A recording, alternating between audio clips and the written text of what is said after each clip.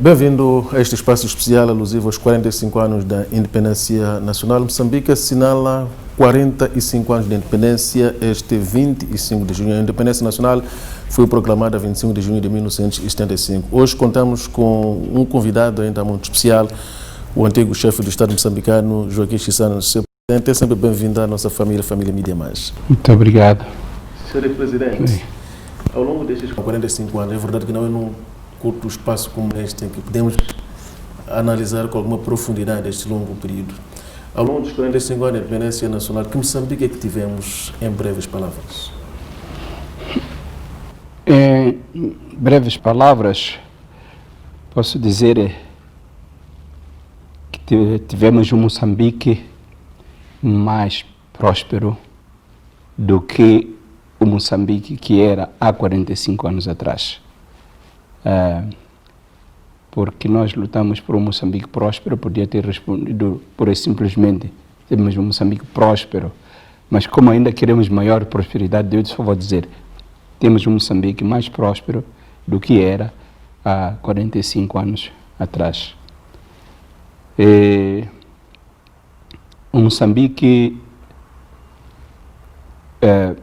mais dignificado, os seus povos mais dignificados. Um Moçambique mais moderno, um Moçambique mais educado no sentido de instrução acadêmica, um Moçambique com maiores conhecimentos, e aí os exemplos são muito claros. Portanto, é um Moçambique mais livre, mais conhecedor de si próprio, de suas gentes, dos seus recursos. Um Moçambique com maior esperança também no futuro. Eventualmente, a prosperidade possa ser aferida em função daquilo que é a independência política que o país conquistou. Todavia, ainda prevalecem elevados níveis da pobreza. A maioria da população moçambicana ainda enfrenta a pobreza absoluta. Que políticas serão necessárias para se alcançar a independência econômica? A premissa ainda continua a ser a mesma. A aquisição ou a apropriação pelos próprios Moçambique de maior conhecimento, para que possam eles próprios transformar os seus recursos naturais, porque Moçambique não é um país pobre, mas um país empobrecido. Não é pobre porque tem os recursos, tem as pessoas, tem a terra, o seu solo, o seu subsolo, tem a atmosfera, tem o mar. Esses conjunto de elementos são elementos que contribuem para a eliminação da pobreza a longo termo. Portanto, tendo conhecimento, e devo dizer mais, o próprio conhecimento também pode criar um elemento também que é fundamental, que é a liderança. Temos a terra, solo e subsolo, temos o mar com os seus recursos, temos a atmosfera e temos os homens. Mas todos esses homens têm que ser liderados. Portanto, a boa liderança é um pressuposto para a eliminação da pobreza, para a conquista de maior prosperidade, como eu estava a dizer há pouco tempo.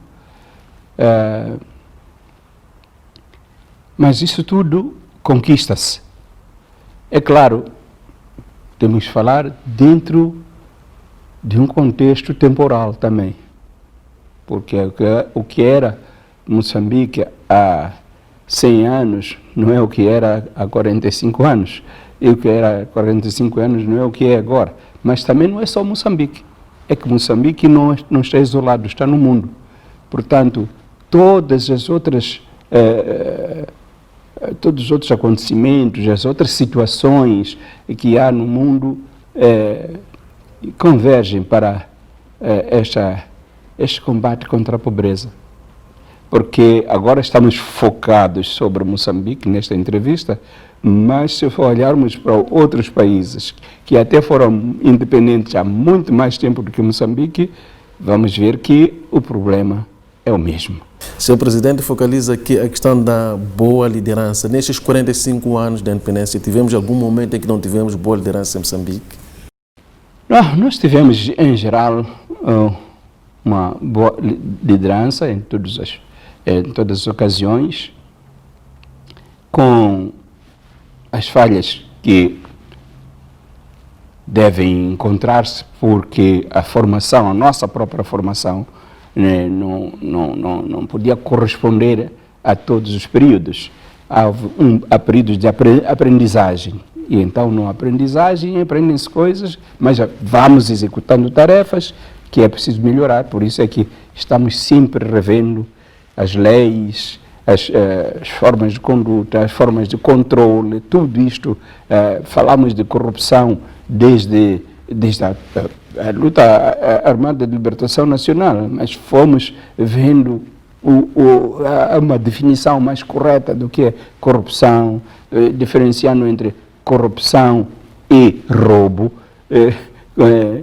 corrupção e furto, corrupção e outros tipos de criminalidade. Portanto, a corrupção está sendo tipificada e isso permite o maior combate, por exemplo, né? E isso tudo entra na liderança, prestação de contas, como é que se prestam as contas, tudo isso vamos aprendendo à medida que vamos governando. Eu próprio tive uma exclamação quando estávamos a ver o índice Mo Ibrahim para a boa governação. E eu disse, olha, tomara que eu tivesse como se diz, esta tabela de controle para cada ação que a gente tomava naquele tempo. Não havia. Agora aprendi aquilo, eu disse, se pudesse ter tido isto e depois agir como os pilotos fazem no avião e ver isto que está bem, isto não está bem. Então havia de ver, aqui o avião descolou, não, tem que aterrar, porque esta coisa não está bem. Agora não podemos levantar voo, porque não está bem. Então está num índice, há vários índices, né? Mas no meu tempo não conhecia bem essas coisas, né? Então, mas também o presidente Samora tinha muitas exigências, até muito fortes, que nós louvamos, etc., ofensivas, não sei o quê, mas não conseguiu eliminar a corrupção, porque havia outras maneiras necessárias para envolver neste combate contra a corrupção e como educar as pessoas, etc., elas próprias serem conscientes do que isto é. Senhor Presidente, como é que se explica que quando foi da vossa geração, a geração libertadora, Moçambique experimentou elevados índices de integridade que, entretanto, se perde com o tempo, e a vossa geração é aquela que é marcada por níveis um pouco baixos de escolaridade comparativamente aos tempos de hoje? Bom, eu penso, como eu disse no princípio, temos que sermos de contextualizar tudo em termos temporais. Hoje há muitas exigências que talvez sejam diferentes das exigências que nós tínhamos antes. Houve uma altura em que nós concebíamos que podíamos viver sem salários e que as coisas fossem compartilhadas, como num mosteiro, como numa sociedade religiosa em que tudo pertence a todos. Chegamos Mas hoje isso, se olharmos para o que é toda a sociedade e comparado com a maneira como as outras sociedades vivem no mundo, seria um assunto muito difícil. Mas na Xingueia nós não tínhamos preocupação de salários, não tínhamos preocupação de títulos, nós éramos todos camaradas-chefe. Lá na Xingueia, estou a falar do Centro de Preparação Político-Militar, na Xingueia, uma palavra só, em que vivíamos todos juntos, comíamos da mesma cozinha, chefes e soldados, comíamos da mesma cozinha, apesar de que nós da direção tínhamos já a sala que servia de reuniões, etc., que também era a sala, mas a comida era a mesma. Era a sala de jantar, mas a comida era a mesma. E vivíamos neste convívio assim. Mas hoje eu penso que não se pode aplicar isto a toda uma sociedade. Moçambique não podia ser uma ilha nunca. Senhor Presidente, quais são as políticas que acha que podiam ter sido melhores ao longo destes 45 anos da independência nacional?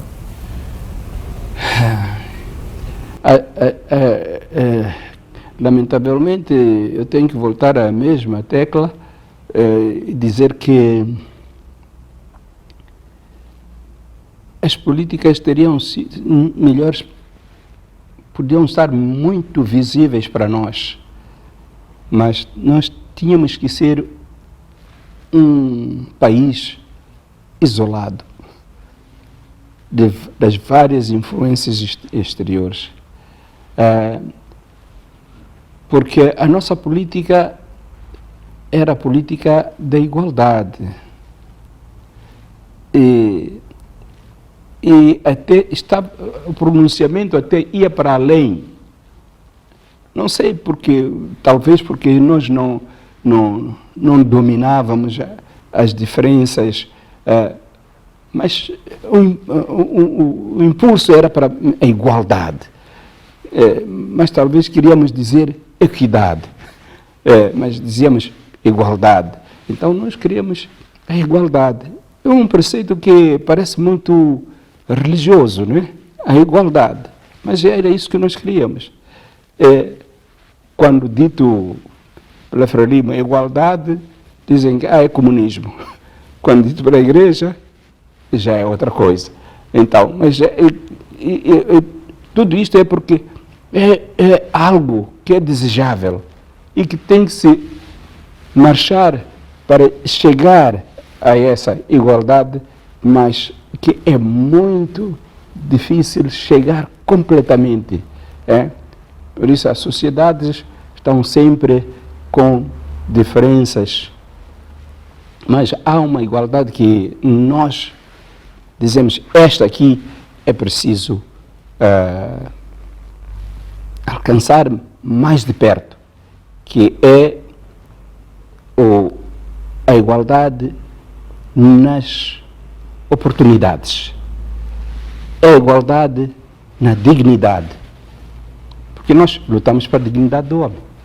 Então, essas são as políticas que nós devemos seguir, e estamos a seguir, e seguimos no passado, mas como eu digo, isto é para construir sempre. Essas políticas nossas não podiam ser totalmente aplicadas, como eu já disse. Por exemplo, se eu quisesse pensar numa forma nova de democracia,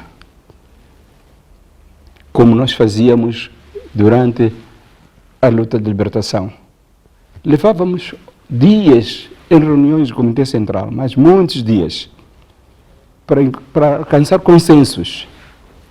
Nós fazíamos comícios para escutar a opinião das populações. Nós ouvíamos a maior parte possível das pessoas a falarem mesmo em comícios, mesmo durante a luta de libertação nacional. E um pouco depois um pouco depois da independência, continuamos com esse processo de escutação, mesmo da escolha dos líderes, era através de uma democracia direta. Mas fazíamos isso não porque houvesse uma única opinião. Até falávamos de pensamento comum, mas pensamento comum não queria dizer que não houvesse diferenças de opiniões. O que chamamos de pensamento comum era o consenso que se buscava ali.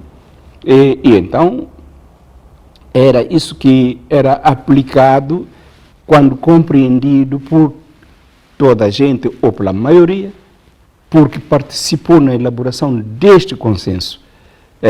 Então, isso costumamos chamar de pensamento comum, mas, na verdade, havia diferenças de opinião que se punham na mesa, discutiam-se, né? Algumas eram postas de lado, momentaneamente, para mais tarde, talvez, voltarem a aparecer e serem consideradas como positivas, etc. Mas era dentro desta maneira que íamos construindo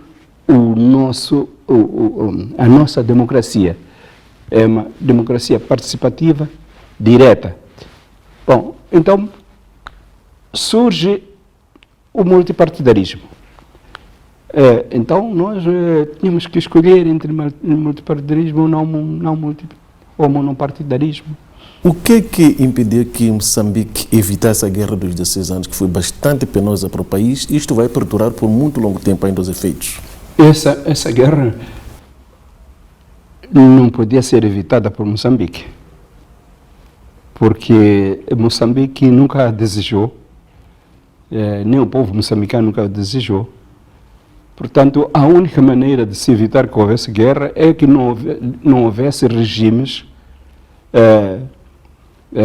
em volta de Moçambique, ou vizinhos de Moçambique, que faziam fronteira com Moçambique, que fossem regimes opressores, discriminatórios, racistas, portanto, inimigos do povo. Era preciso que se não houvesse essas, nós não teríamos tido essa guerra dos 16 anos, porque ela começa no momento em que o povo moçambicano está empolgado com a independência nacional.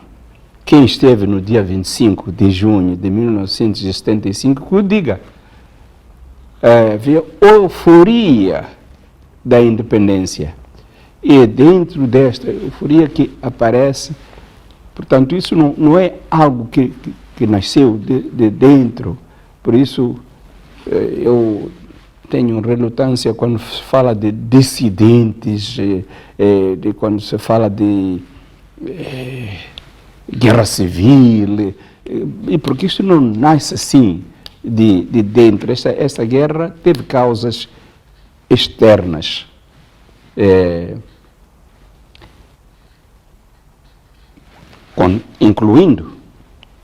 Incluindo aquelas forças portuguesas que eram contra o novo Portugal, que eram contra um novo Moçambique. Não é só a Rodésia e a África do Sul, mas há estas forças que não queriam essa independência. Sabe que em Moçambique, logo que a Frelimo ganhou a vitória, Angola, MPLA e outros movimentos, e PIGC na Guiné-Bissau, houve uma tentativa de se criar uma fórmula para que Moçambique não fosse realmente independente, fosse uma independência dentro do quadro da soberania portuguesa em Moçambique.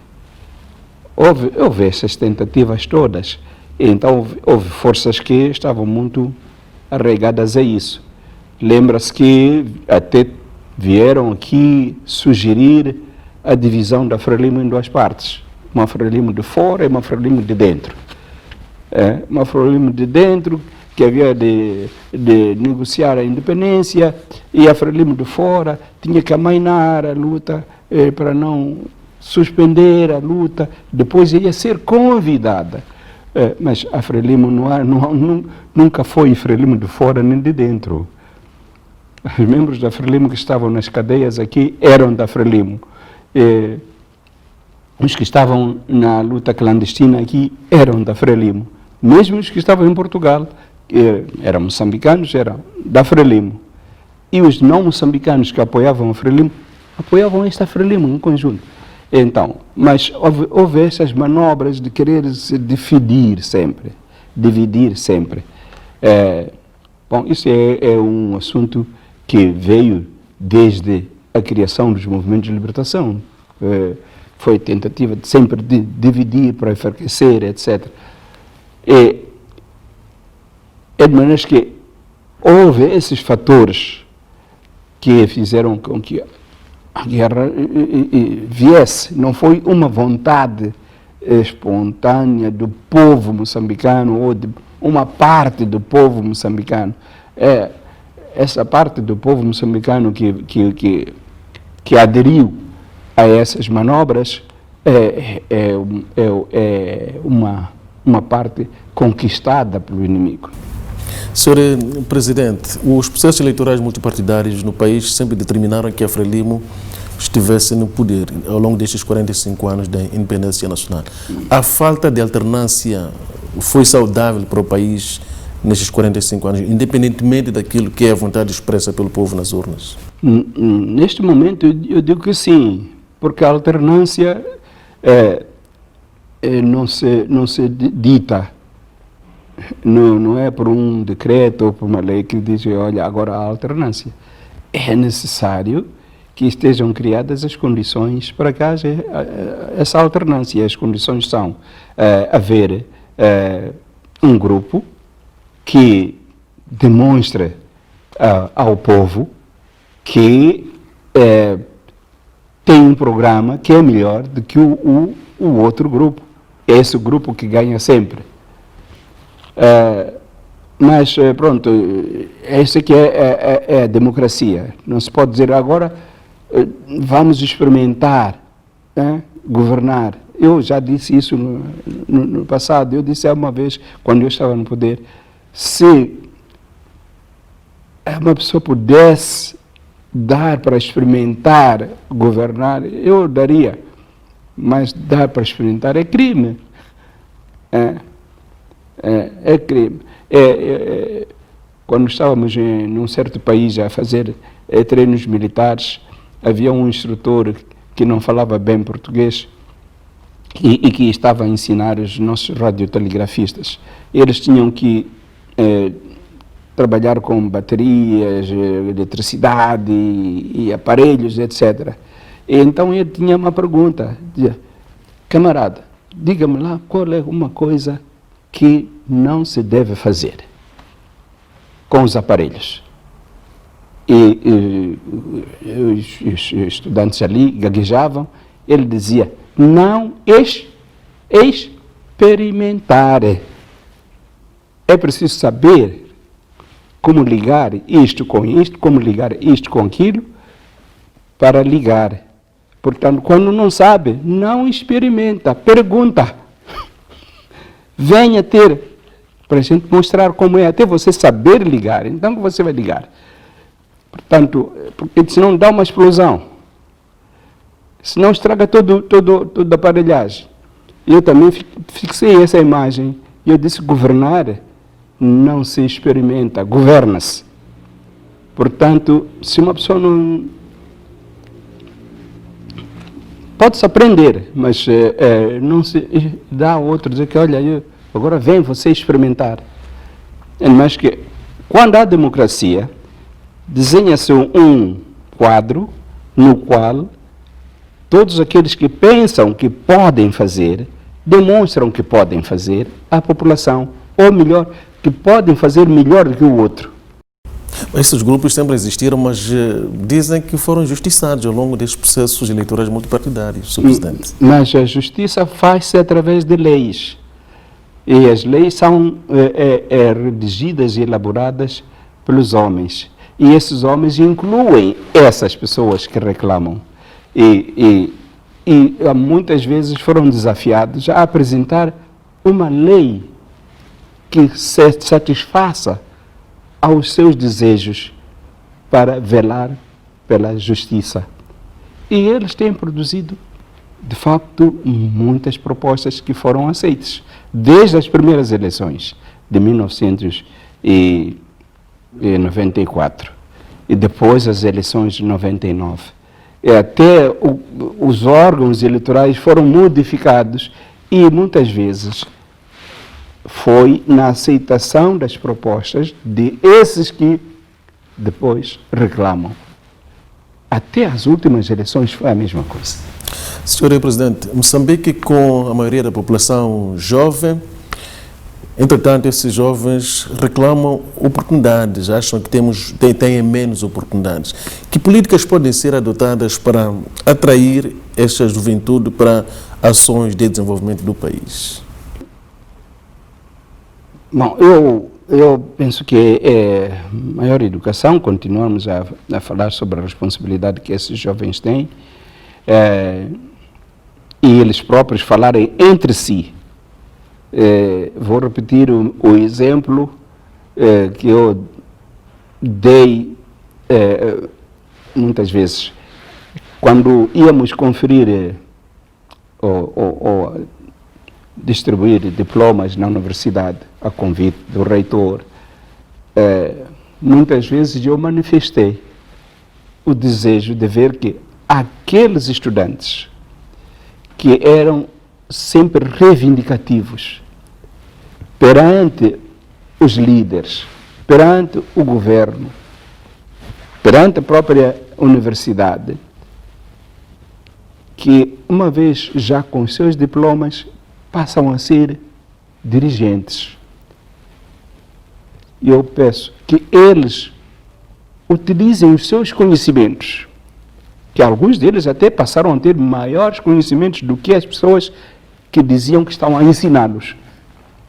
Um professor ensina os alunos para serem melhores que ele, e não ao contrário. E, portanto, nós ensinamos estes jovens para serem melhores que nós. Portanto, eu dizia, é vossa responsabilidade que quando vocês assumirem os cargos, façam melhor, corrijam. Se é falta de emprego, se é falta de oportunidade, o que se deve fazer para que a oportunidade seja aberta a todos? Imagina, é que se hoje há jovens que estão a reclamar a falta de oportunidade porque os que estão em cima não dão, estão-se a referir aos que estão em cima que vieram com eles, alguns. Estão, por exemplo, se há um que tem 25 anos, está a referir-se a um outro que tem 40 anos. Não estão a referir-se a mim que tenho 80 anos. Estão a referir a um que tem 40 anos, que está no poder. Portanto, esses têm que ir tomando uma consciência de que têm a responsabilidade. Jovens estudam, preparam-se de várias formas para criar um mundo melhor, um mundo mais justo, um mundo mais de equidade, um mundo aberto para que todos tenham oportunidades. Eles próprios, que ainda são jovens, que cresçam a dizer: quero que os jovens que vão ser jovens, meus filhos, por exemplo, estejam numa sociedade em que toda a gente tem iguais oportunidades. Para que sejam criativos. Tem que ser criativos. Senhor Presidente, o país já produziu diferentes acordos de paz, todavia a oposição continua a reclamar a sua ausência, portanto, na participação econômica. O que tem de ser feito para que a oposição tenha uma participação econômica efetiva na vida do país? Eu diria, por aí, simplesmente, que eles devem participar no desenvolvimento econômico do país, em vez de estar a falar. Tem que participar, tem que tomar a iniciativa e participar. Se eu quero fazer uma machamba, eu pego na enxada e vou fazer a machamba. Depois tenho que saber como desenvolver essa machamba da enxada para a charrua. E depois da charrua para o trator. Tenho que saber fazer essas coisas. Portanto, não preciso de estar no poder. Tenho que fazer isso. E talvez com este exemplo eu possa chegar ao poder para dirigir aos outros. Portanto, junte-se a esse esforço. A oposição deve juntar-se a esse esforço e fazer.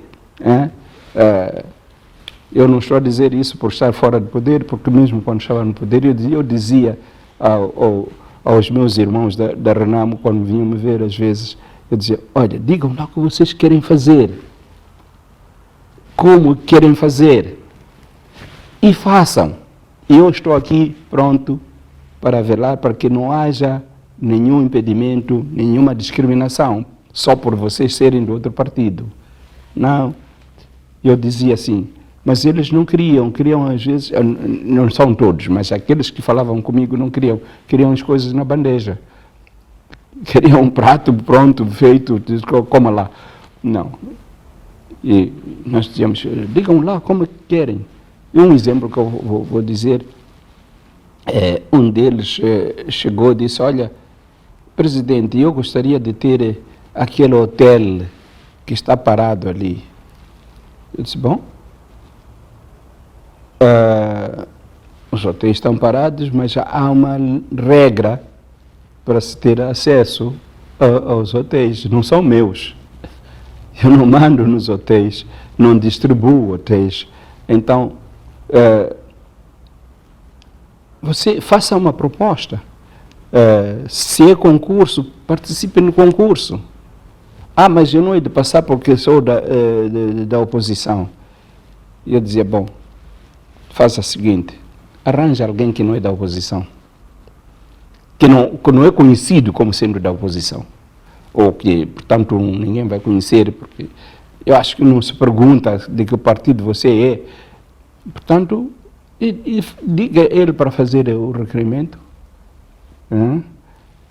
e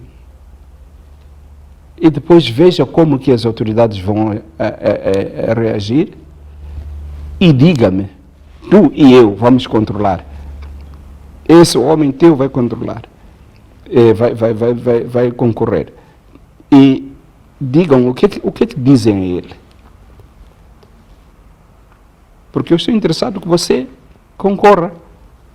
Mas se você pensa que é conhecido como da oposição e não pode passar, vamos experimentar fazer isso, porque eu também quero estar convencido de que os meus colaboradores, ministros ou diretores, fazem dessas coisas, que discriminam na base de partido político. E qual foi o resultado desse conselho que o Sr. Presidente deu? Não aceitou. Deu uma volta e nunca mais veio. E quando eu perguntei, mas então já fizeste aquilo? Não vale a pena. Dizia assim, não vale a pena fazer, experimentar. Então, eles queriam era que eu dissesse, sim senhor, aquele hotel, me mandasse a um diretor, dá aquele hotel a este. Eu nunca fiz para a gente da Frelimo. Senão aquele hotel não estaria ali, porque eu teria mandado dar a uma pessoa da Frelimo. Mas o hotel estava lá. Senhor Presidente, o verdadeiro símbolo da independência do país é a soberania alimentar. Que caminhos Moçambique deve perseguir para alcançar a soberania alimentar?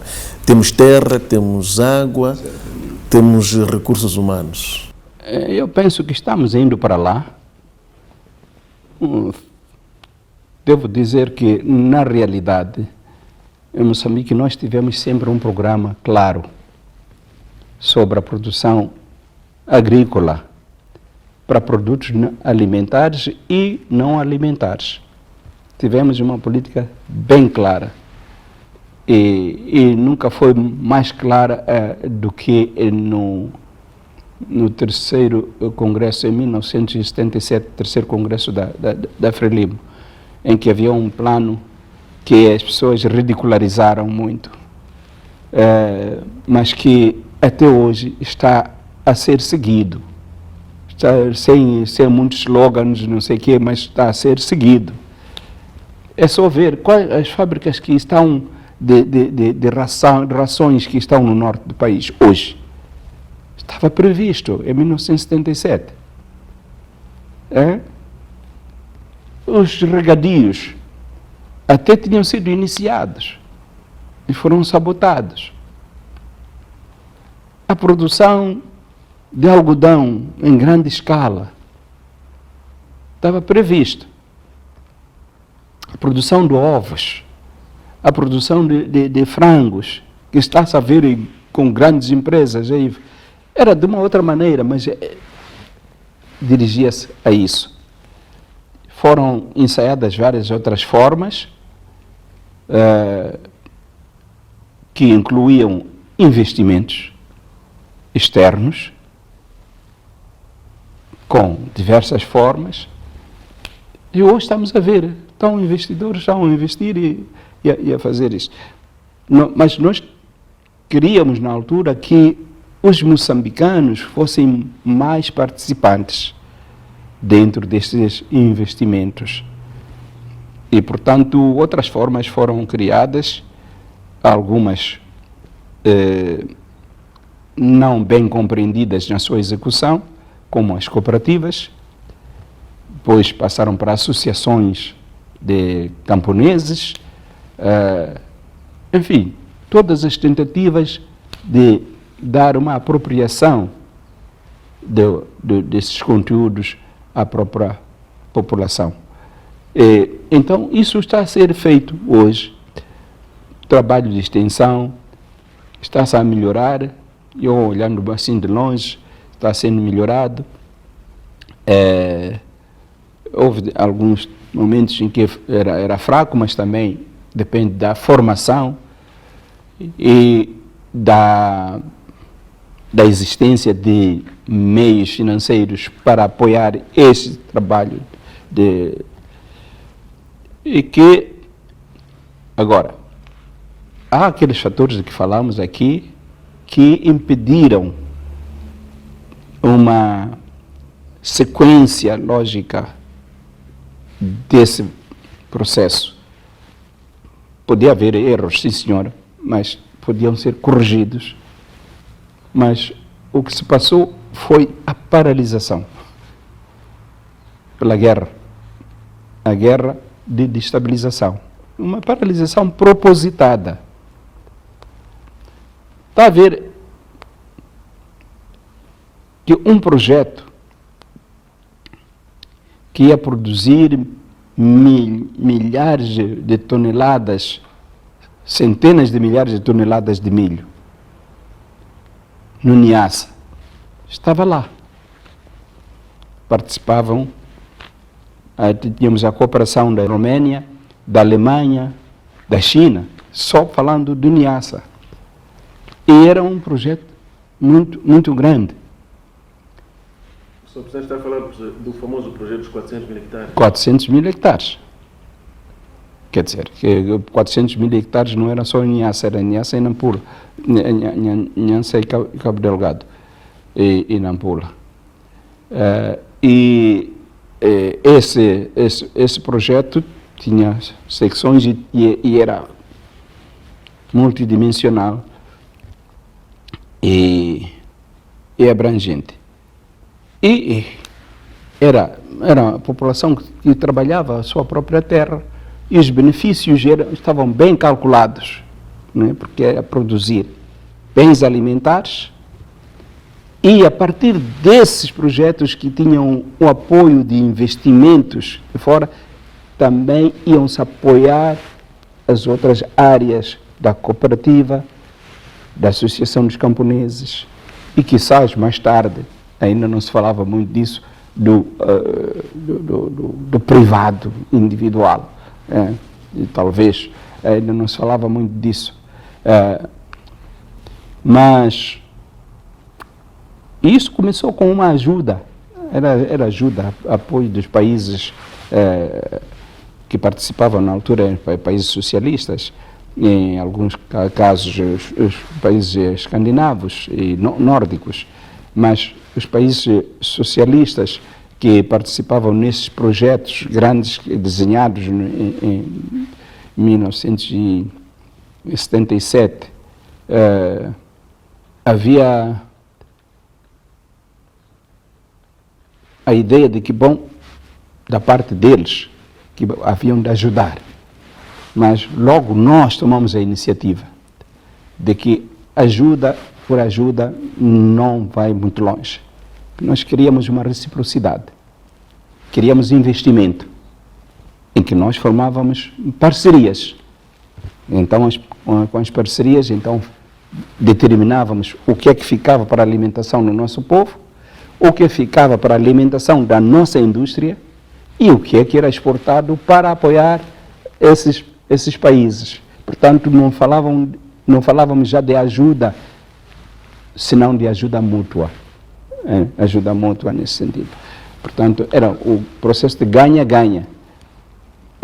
Isto foi interrompido simplesmente pela guerra. Eu estou a falar desse projeto de Niassa, mas podia falar do projeto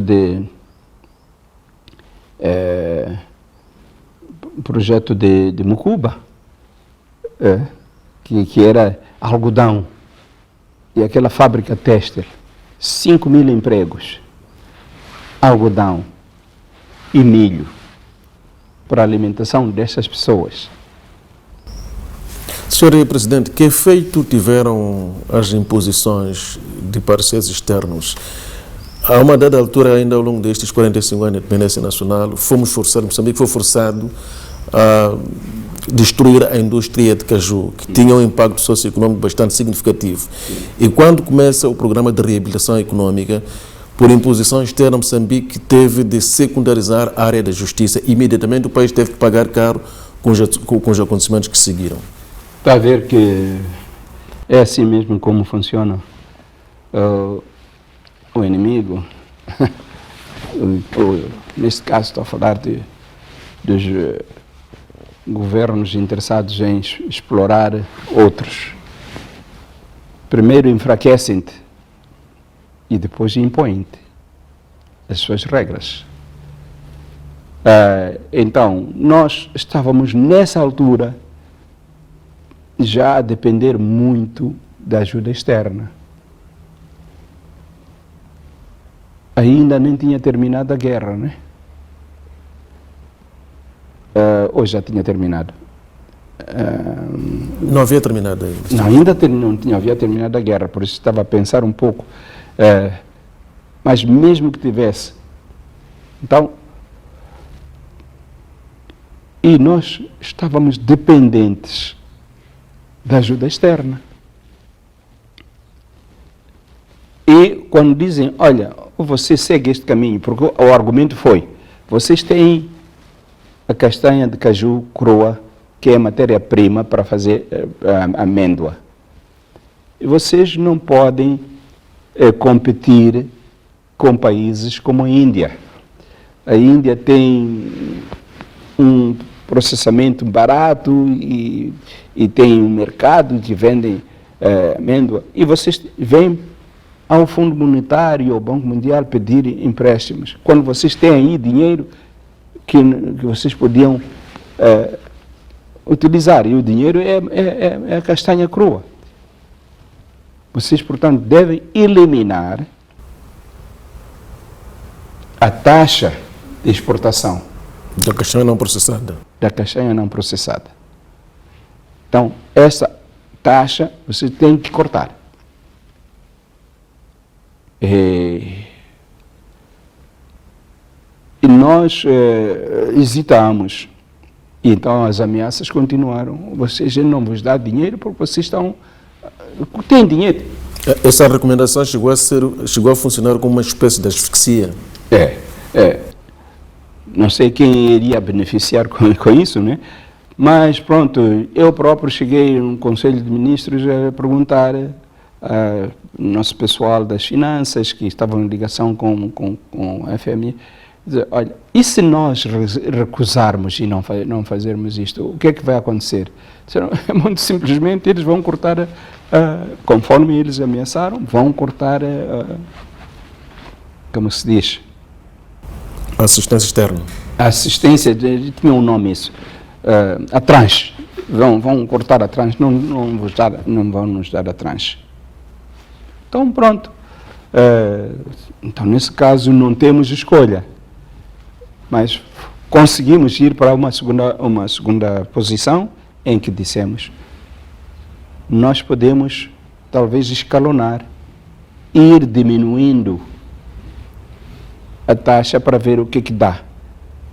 Então, fomos diminuindo. Isso só quando chegou a um determinado nível de taxa é que disseram, sim, já compreendemos. Então, vocês podem fixar a taxa conforme você... Por quê? Porque viram que já fechavam as fábricas e muitos desempregos. Eu lembro-me da fábrica de castanha do entreposto comercial, que ia empregar 5.000 trabalhadores. Teve que fechar, porque não podia competir com a matéria-prima que era levada para a Índia. Então teve que fechar. E assim, sucessivamente, várias fábricas iam fechando. Então, quando disseram, tem razão. E Moçambique chegou a ser ressarcido depois deste reconhecimento? Então, pouco. Senhor Presidente, para além da pobreza, das assimetrias prevalecentes, que fatores o Presidente identifica que podem representar uma ameaça séria à unidade nacional? Bom, por enquanto eu tenho muita confiança no nosso povo, porque o que está passando em Cabo Delgado está a provar que o nosso povo resiste, é muito resiliente, há muito aliciamento, utilizando tudo que eles encontram, a pobreza, a religiosidade, e tudo isto, eles utilizam maleficamente. Mas o nosso povo resiste. Felizmente, os nossos muçulmanos estão muito conscientes e sabem que o uso da palavra de Deus em vão é um crime pelo qual um dia aqueles que andam a utilizar em vão vão pagar. Contrariamente ao que eles dizem, que há um dia para o céu, como diretamente por aqueles crimes que cometem em nome dele. Já tivemos um outro movimento no Uganda que se chamava o Exército do Senhor, o Exército de Deus, que andava a matar crianças, a recrutar crianças, mutilar pessoas, etc. A famosa LRA, ou LRA,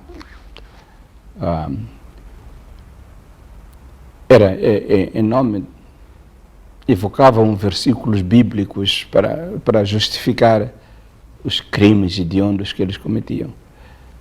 Mas no nosso país estão a utilizar slogans muçulmanos, como se fosse de religião, como se de religião se tratasse.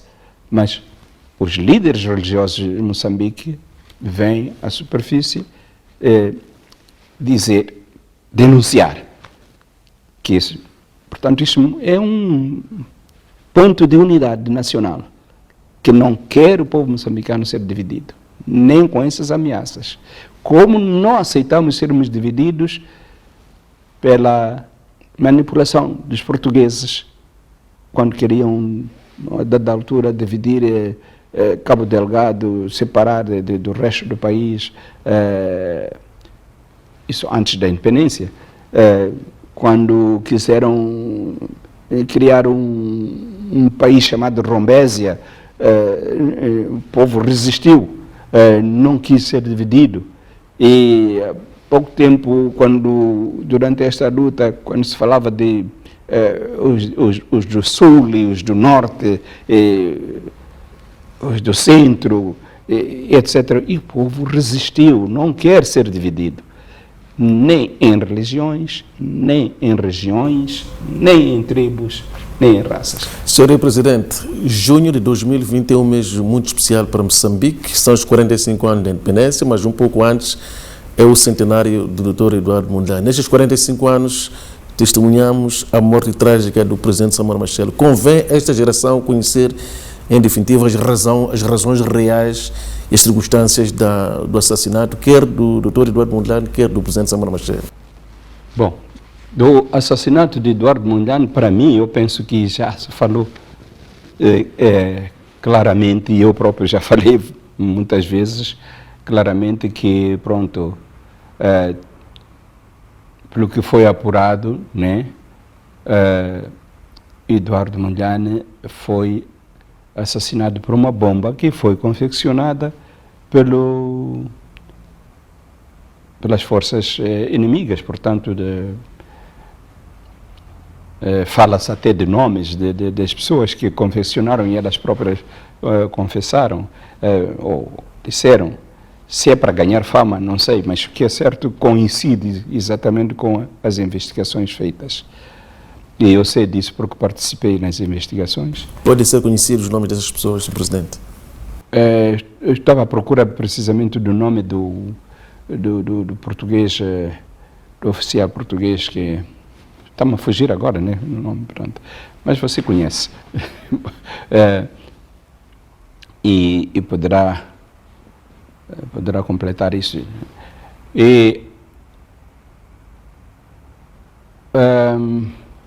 Portanto,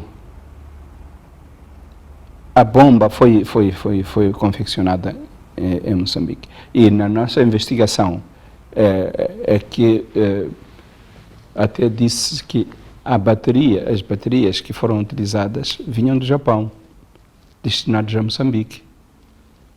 Mas que esse lote foi para Beira, onde estava esta bateria que foi posta no livro, que se viu pelos números que estavam na casca da bateria depois da explosão.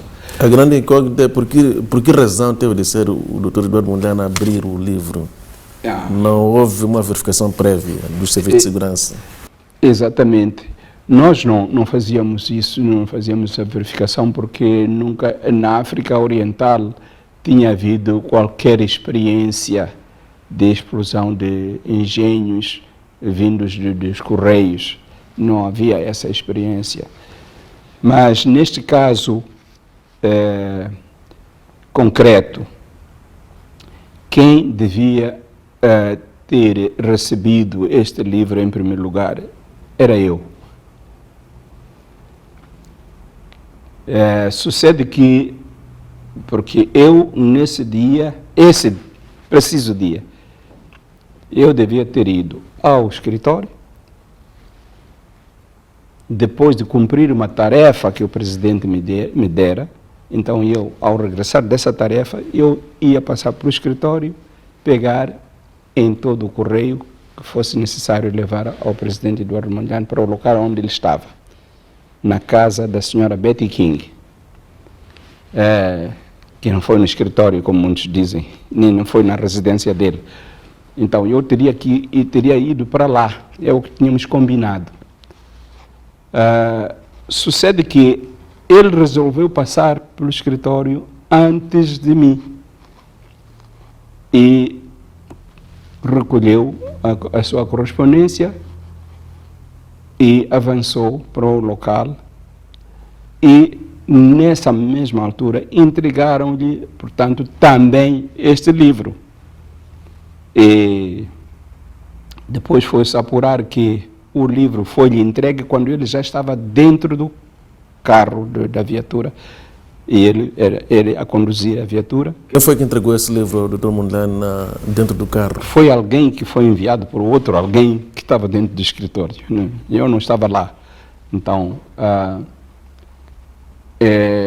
disse que foi o secretário administrativo que entregou à secretária, e a secretária foi entregar ao presidente Mondlane já fora do escritório. Bom, a especulação policial foi que provavelmente alguém sabia que aquele livro não devia ser aberto. Essas pessoas ainda estão entre nós, Sr. Presidente? Uma das pessoas deve estar entre nós, mas a outra já faleceu. E em relação ao presidente Samora Machel, as circunstâncias em que morre? As circunstâncias em que morre o presidente Samora Machel, para mim, o ponto de interrogação está no VOR. Porque o piloto pergunta ao navegador: por que estamos a seguir esta direção? E o navegador responde: porque o VOR indica esta direção. Ora, a pergunta é: qual VOR? VOR é um dispositivo que se põe em terra e que está também no avião e que estão em combinação para indicar a direção da pista. Portanto, um avião, quando chega a uma determinado ponto da sua rota,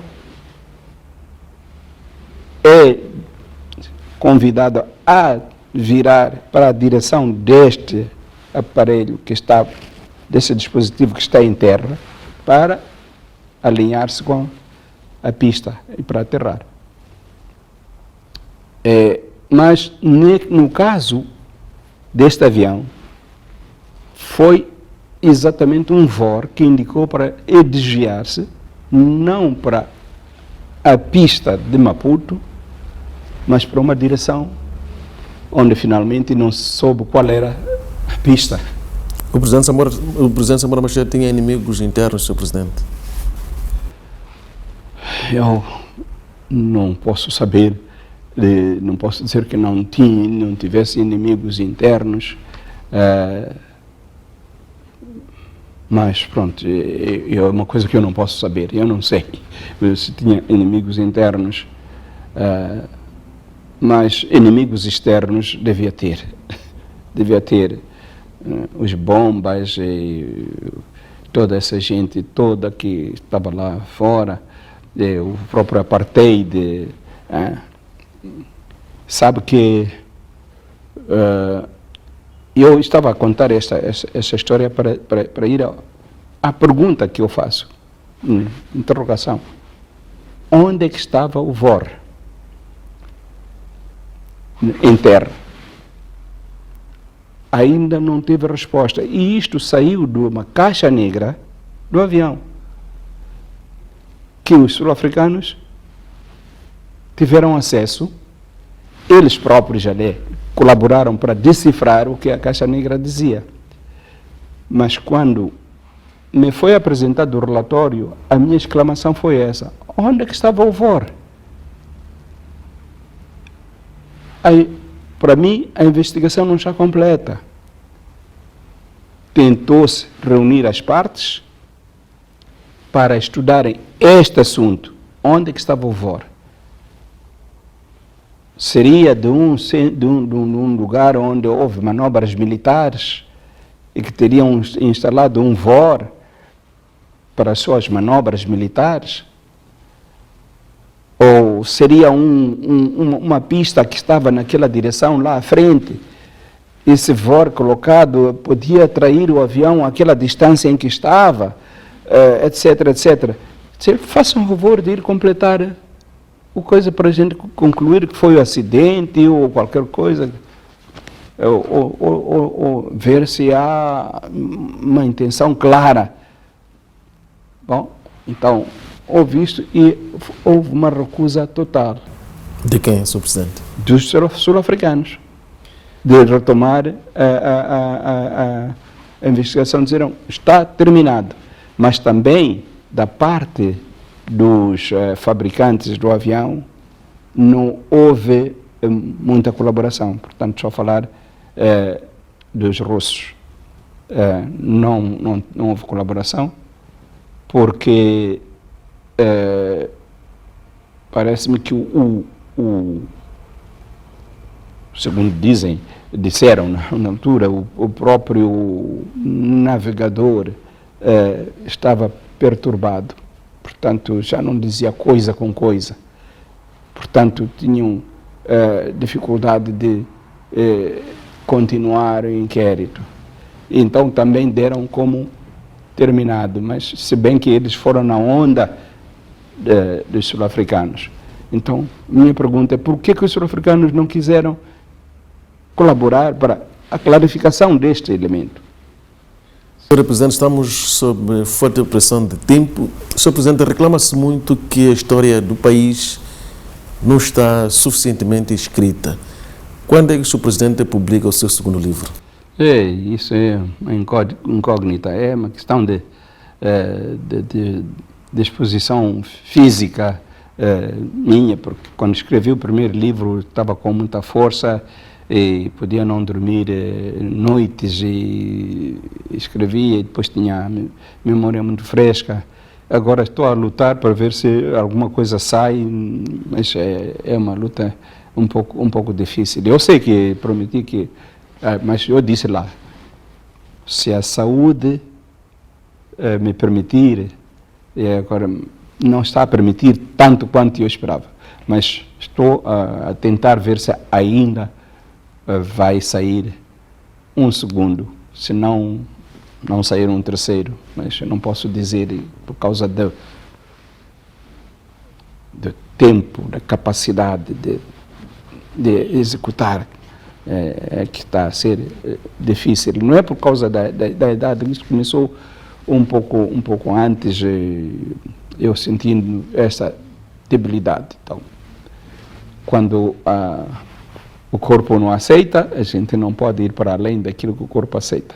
Oxalá a saúde permita ao Presidente Chissano publicar o seu segundo livro, se não mesmo o terceiro. Tivemos neste espaço especial dedicado aos 45 anos de independência, como convidado o antigo estadista moçambicano Joaquim Chissano. Nós contamos trazer em próximas ocasiões outros convidados para a reflexão que se impõe à volta do que foi a trajetória percorrida por Moçambique neste longo percurso. Alguns acham que ainda é muito pouco os 45 anos da independência. Fica aqui renovado o nosso muito obrigado pelo calor da sua audiência e fique bem.